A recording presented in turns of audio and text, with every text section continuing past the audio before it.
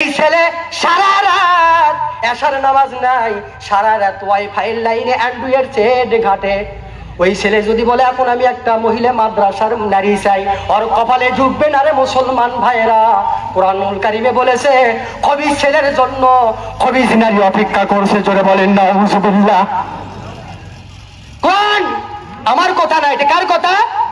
হয়তো কবির হুজুর আপনিও তো একসময় ওই রাস্তার প্রতীক ছিলেন। কথা বলেন ঠিক কিনা? কেউ যদি সারা রাত অ্যান্ড্রয়েড ঘাটে কোন ছেলে, তো ওই মিয়াও এরকম অ্যান্ড্রয়েড আলাই পাবে। কথা বলেন ঠিক কিনা?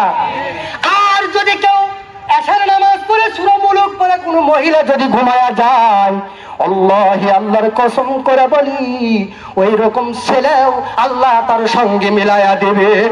যারা চিৎকার দিয়ে বলেন সুবহানাল্লাহ। আল্লাহ পাক বলেন লাহুম মাগফিরাতুহু ওয়া রিজকুন কারীম, তাদের জন্য উত্তম রিজিক, পবিত্র রিজিক আমি আল্লাহ তাআলা দাম্পত্যময় জীবনে তাদের জন্য দান করব। বলেন সুবহানাল্লাহ।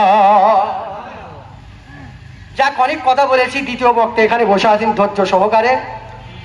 তো আমরা গ্রামের যে ছেলে পেলেগুলো রয়ে গেছি এখন বিভিন্ন জায়গায় দায়িত্ব পালন করছে, আপনারা জানেন।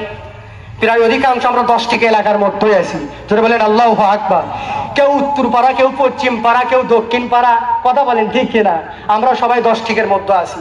তো একদিন যদি আপনারা যতগুলো গ্রামের ছেলে পেলে আসে, হাফেজ সাহেব, মুফতি সাহেব, কারি সাহেব, চাই যে সাহেবই হোক, এগুলোর যদি একটা প্রতিযোগিতা দেন, তা আমি তো মনে করি আসর থেকে ফজর পর্যন্ত বয়ান করলেও শেষ হবে না। কথা বলেন ঠিক কিনা? 10 একটা গৌরব। 10 একটা কি গৌরব? জানাজারের জন্য কোনো হুজুরকে বাইরে থেকে কি করা লাগে না, ভরাটে করা লাগে না। তারপরে কোনো একটা সমস্যায় পড়লে, কোনো বিবাহ শাদী বাজলে কোনো হুজুরকে মানে ডাকার জন্য পেরেশানি হওয়া লাগে না, খালি হালকতি হুজুর পাওয়া যায়। এটা একটা গৌরব। আর আপনারা জানিয়ে রাখবেন, কোন গ্রামে যদি একটা আলিম থাকে, রাস্তা দিয়ে যদি হাঁটিয়ে যায়, তো 40 দিনকার ওই কবরের 40 দিনকার কবরের আযাব আল্লাহ পাক মাফ করে দেয়। বলেন সুবহানাল্লাহ। তাহলে একটা আলিমের কত দাম, একটা হাফেজের কত দাম। তো আসুন আপনাদের কাছে আমি সর্বসাকুল্যে শেষ কথা দোয়া চেয়ে বিদায় নিচ্ছি। আমার জন্য দোয়া করবেন।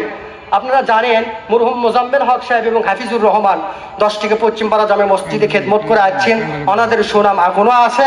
আমি আমার জানা মতো যতদিন দুনিয়া থাকবে মনে হয় তারা তাদের কথা ভুলতে পারবে না। তারা 2 জন বাপ এবং ছেলে, তাদের মাঝে যে কি ভালোবাসা পয়দা করছে আজও পর্যন্ত তাদের কথা ভুলতে পারেন নাই। কথা বলেন ঠিক কিনা? তো আমি আপনাদের কাছ থেকে দোয়া চেয়ে নিচ্ছি। আমি গুণগার, আল্লাহ পাক ওখানে কবুল করেছেন বিদায় তাদের খেদমতে আসি। আপনারা এতটুকু দোয়া করবেন মরহুম মোজাম্মেল হক সাহেব, হাফিজুর রহমান যে আদর্শিত হয়ে ওখানে দায়িত্ব পালন করে শেষ বিদায় নিয়ে যাচ্ছেন, আমিও গুণগার যেন এতটুকু পালন করে আদায় করে আসতে পারি, এই দোয়াটুকু ব্যক্ত রেখে আমি এখানেই শেষ করছি। ও আখির দাওয়ানা আলহামদুলিল্লাহি রাব্বিল আলামিন। আসসালামু আলাইকুম ওয়া রাহমাতুল্লাহি ওয়া বারাকাতুহু।